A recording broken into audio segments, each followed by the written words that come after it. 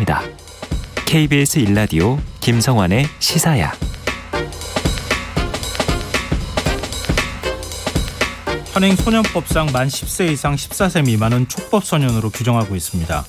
촉법소년은 범죄를 저질러도 형사처벌이 아닌 보호처분만 받게 되는데요. 최근 잔혹하고 대담한 소년범죄가 늘어나면서 촉법소년 연령을 낮춰야 한다는 목소리가 커지고 있습니다. 법무부도 촉법소년 연령을 내리기 위한 준비 작업에 착수했다고 하는데요. 촉법소년 연령이 낮아지면 과연 범죄 예방 효과가 있을지 이수정 경기대 범죄심리학과 교수 연결해서 얘기 나눠보도록 하겠습니다. 교수님 안녕하십니까? 네, 안녕하십니까? 네, 만 10세에서 14세 미만 이 촉법소년인 범죄를 저지르면 대개 어떤 절차를 받게 됩니까? 일단 경찰에 입건이 된 다음에 네. 아무래도 이제 형사 미성년자이다 보니까 지금 물론 뭐 소년법을 적용해서 가정법원에서 이제 재판을 받게 되는 것이고요. 네. 지금 검찰로 송치가 된 다음에 이제 가정법원으로 보내지는 경우도 있을 수 있겠지만 대부분은 이제 경찰에서 그 촉법소년에 대하여서는 법원으로 뭐 보내서 법원에서 지금 처분을 내리는 것으로 알고 있습니다. 근데 최근에 좀 촉법소년 이 제도 자체를 악용하는 사례가 잇따르고 있다. 또 성인 범죄 뺨치는 소년 범죄 사례가 늘고 있다. 이런 목소리가 있는데요. 이 촉법소년으로 분류되는 만 10세에서 14세 미만 아이들의 범죄가 이전과 비교해서 많이 좀 증가했습니까? 전체적인 소년 인구 자체가 감소하기 때문에 네. 지금 촉법소년의 범죄만 유달리 늘어난다 이렇게 얘기하기는 좀 어려운데요. 네. 그러나 이제 뭐 촉법소년들이 뭐 조금씩 이제 범법행위에 연루되는 경우들이 많이 뭐 조금 늘었습니다. 그 이유는 범죄가 최근에 좀 그 온라인 범죄로 굉장히 많이 양상이 바뀌고 있거든요. 네. 그러다 보니까 지금 과거에는 제재하지 않던 죄명으로 그 이제 제재를 하는 그 범위가 늘어나다 보니까 그러한 그 영향으로 인해서 촉법소년들 중에 온라인 범죄 특히 저지르는 경우에 지금 처분을 받는 숫자가 뭐 신종 이제 그 사이버 범죄로 인해 가지고 지금 조금 늘은 추세로는 보이지만 그렇다고 뭐 촉법소년들이 저지르는 그 중범죄들이 늘었다 이렇게 얘기하기는 사실 좀 어렵습니다. 혹시 촉법소년 범죄와 관련한 통계를 이렇게 집계를 합니까? 그게 이제 좀 문제가 있는데요. 네. 그 검찰로 송치가 되는 경우에는 검찰 단계에서 이제 통계로 산출을 합니다. 그렇기 네. 때문에 이제 몇 건이나 기소가 되고 이런 것들 다 파악이 되는데요. 문제는 경찰에서 송치하지 않는 사건이 있을 수 있거든요. 네. 예컨대 훈방 대상이 되는 사건들, 뭐 또 지금 그 외에 이제 그 법원으로 이제 그 직접 뭐 즉심의 형태로 넘기거나 하게 되면은 그러면은 법원 영감에는 통계가 잡히는데 지금 법무부에서 검찰에서 산출하는 기준에는 또 잡히지 않는다거나 이런 문제들이 있을 수가 있습니다. 그렇기 때문에 소년 사건들의 경우에는 일단 통계부터 통일을 해서 그냥 일단 건수가 경찰에 입건만 되더라도 모든 것이 이제 일괄적으로 처리될 수 있게 이런 그 공통된 통계를 산출하는 게 일단은 필요합니다. 네. 그러면 우리가 알고 있는 것처럼 뭐 그 흉악범죄라든가 아니면 중범죄가 이전보다 많이 늘었다 이렇게 얘기하는 것은 언론 보도를 통해서 우리가 접하는 것을 좀 과대하게 평가하는 것 아닐까 하는 좀 우려도 들기도 하는데요.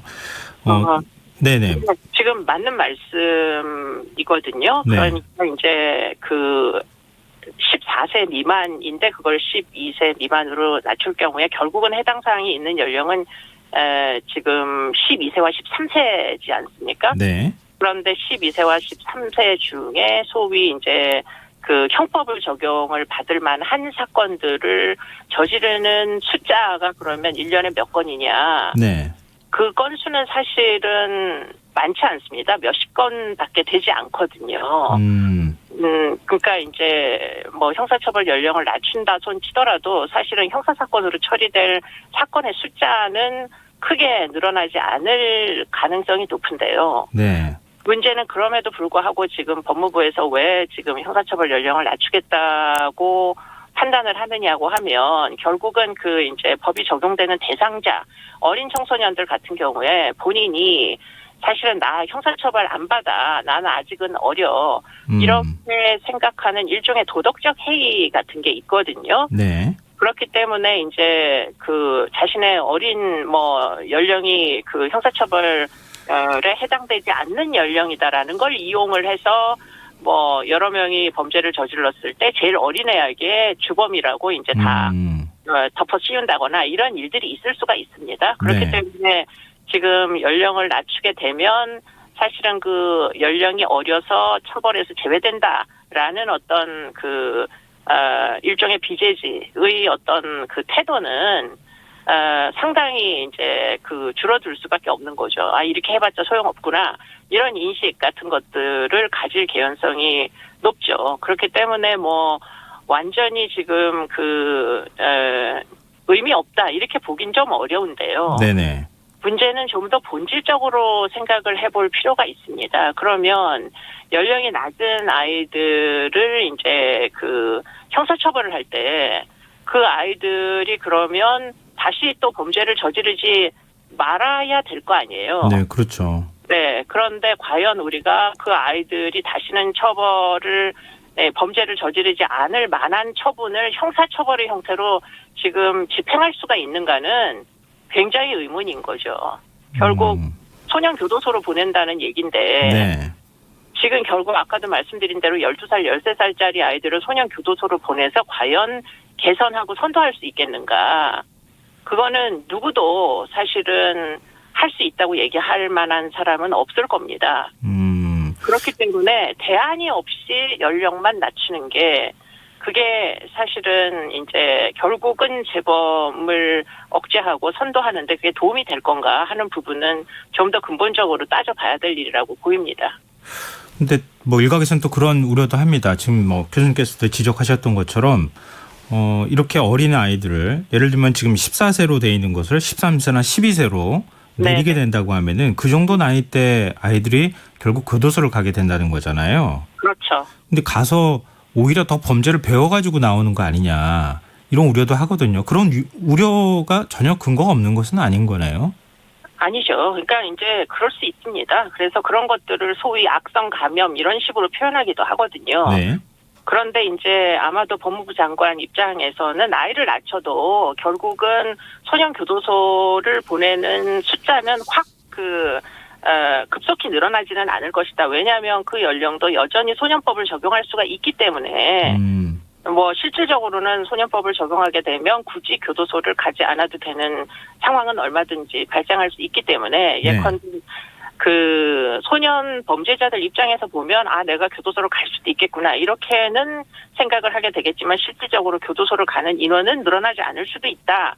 이런 이제 생각들을 하시는 것으로 보이고요. 네. 그런데 이제 그럼에 있어서 지금 몇 가지 논쟁이 있는 것이 결국은 검사를 통해 가지고 이제 소년 보호 처분을 내릴 거냐 형사 처분을 내릴 거냐의 길이 갈리지 않습니까? 네. 그래서 소년 보호 처분을 내리게 되면 가정법원 소년부로 가고요. 그러면 이제 형사 처분을 내리게 되는 친구들은 이제 일반 법원으로 가는데 일반 형사 사건을 다루는 판사님들이 이 사건을 다루게 됩니다. 네. 그런데 그 판사님들 입장에서 보면 기껏 나이가 너무 어린 거예요. 12살, 13살짜리 아이들은. 그렇기 때문에 형사 처분으로 형사 뭐 처분이 내려지는 일반 법원으로 보냈지만 실질적으로는 이 아이들이 집행유예 같은 처분을 받는 경우가 훨씬 더 많거든요. 그러면 오히려 소년법을 적용받는 2년까지 줄 수가 있거든요. 소년원을 보내는 것도 결국 처분이기 때문에 자유를 박탈하고 소년원을 보낼 때는 2년씩 보낼 수 있지만 집행유예가 되면 기껏 구치소에서 한 6개월 있다가 그냥 사회로 방면되는 경우들이 오히려 일반 법원에서 더 많습니다. 그렇기 때문에 이런 이제 어떤 그 일종의 뭐 그 모순을 해소를 하자면 전담 재판부 소년 사건에 대한 형사처분도 내릴 수 있고 보호처분도 내릴 수 있는 전담 재판부를 설치하지 않고 지금 현재의 시스템에서 지금 이 양갈래길을 가게 만드는 것은 어쩌면 소년들을 위한 제도다 이렇게 보기는 좀 굉장히 어려운 측면이 있는 거죠. 그러니까 형사 미성년자 상한 연령을 지금 낮추는 게 문제가 아니라 전반적인 소년 사법 체계 자체를 손보지 않으면 그 효과가 제대로 나타나기 어렵다 이런 말씀이신 거잖아요. 네, 맞습니다. 그럼 어떤 조치가 좀 뒤따라야 된다고 보십니까? 그러니까 전담 재판부 만드는 것 외에도 사실 그 소년 범죄를 저지르는 그런 이제 아동이나 아니면 청소년들을 관리하는 여러 가지 방식들이 있을 수 있을 것 같거든요. 네, 그렇기 때문에 이제 선도를 할 수 있는, 그러니까 일종의 이제 소년들을 교화할 수 있는 시스템 자체를 대폭 이제 개선을 해야 될 필요성이 있고요. 네.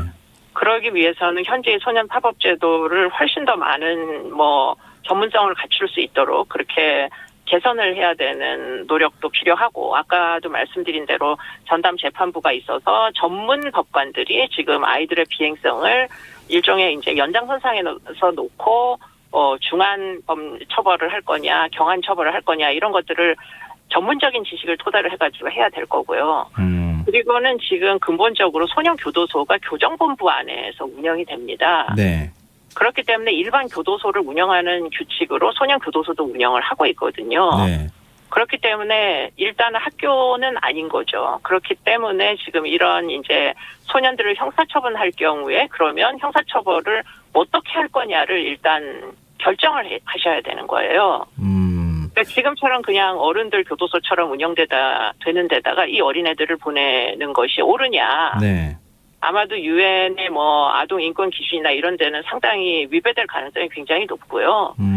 그렇기 때문에 새로운 어떤 시설을 대폭 이제 좀 변화를 하지 않으면은 개선을 하지 않으면 안 되지 않겠느냐 이런 논의부터 좀 깊이 있는 논의를 해서 결정을 해야 될 걸로 보입니다. 연령을 내리겠다고 주장하는 쪽은 해외 사례랑 비교를 많이 하던데요. 해외의 네. 경우에는 어떻게 소년범들을 처리합니까? 지금 우리나라가 유달리 높은 것은 아닙니다. 이제 형사처벌 연령이 14세로 되어 있는 게 예. 상당히 평균적이라고 보시면 되고요. 그러나 이제 영국 같은 경우에는 굉장히 어린 아이들에 대하여서도 이제 연령을 제한하지 않고 형사처벌을 자유롭게 할 수 있게 이렇게 이제 해놨는데, 문제는 아주 어린 아이들의 강력범죄에 대하여서는 10살부터 이제 엄벌을 할 수 있는데, 문제는 형사처분이라고 여기는 엄벌의 내용이 아이들이 이제 어릴 때 그와 같은 비행에 연루되는 애들은 대부분 발달장애적인 문제를 안고 있어요. 그래서 병원에다가 입원을 시키는 처분을 내립니다. 네. 그게 이제 처벌의 내용인 것이죠. 그렇기 때문에 이제 예를 들자면 주의력 결핍 과잉행동 장애다. 네네. 그러면 약물의 복용이 꼭 필요한데 그런 약물을 복용시키면서 이제 교화를 처벌을 하는 이런 형태로 처분이 굉장히 전문화돼 있거든요. 그러니까 그런 제도까지 도입을 한다면, 그렇다면 연령을 내리는 것도 고민에 봄직하다. 근데 그게 아니라 그냥 단순히 구사를 내리는 것이 현재 시스템에서 어떤 결과를 가지고 올 거냐, 꼭 긍정적인 결과를 가지고 오지는 않을지도 모른다, 이런 얘기를 드리는 거죠. 네, 촉법소년 연령을 내리자고 하는 주장은 오래전부터 계속되어 왔고 또 사회적인 논쟁도 계속되고 있는데 결론을 못 내리고 있는 거잖아요. 그렇습니다. 법무부가 추진하는 것처럼 단순히 연령만 내려서 되는 것은 아니라고 하신다면, 그럼 지금 뭔가 대안을 만들 때 어떤 방식으로 논의가 이루어져야 된다고 보십니까? 그러니까 법무부에서도 연령을 그냥 기계적으로 2살만 낮추겠다, 이것을 지금 주장하시는 건 아닌 걸로 알고 있고요. 네. 그러니까 전반적으로 교정이나 소년보호, 선도 쪽에 대단한 개혁, 나름대로의 개혁이 사실은 동반돼야 지금 이런 노력들이 실효성을 거둘 수 있을 것이다, 이렇게 볼 수가 있겠습니다. 네. 국회 차원의 토론이나 좀 논의도 필요하겠죠? 그렇다고 보입니다. 네, 대안을 찾는 게 중요하거든요, 지금. 네네. 알겠습니다. 오늘 말씀 여기까지 듣겠습니다. 고맙습니다. 고맙습니다. 네, 지금까지 이수정 경기대 범죄심리학과 교수였습니다.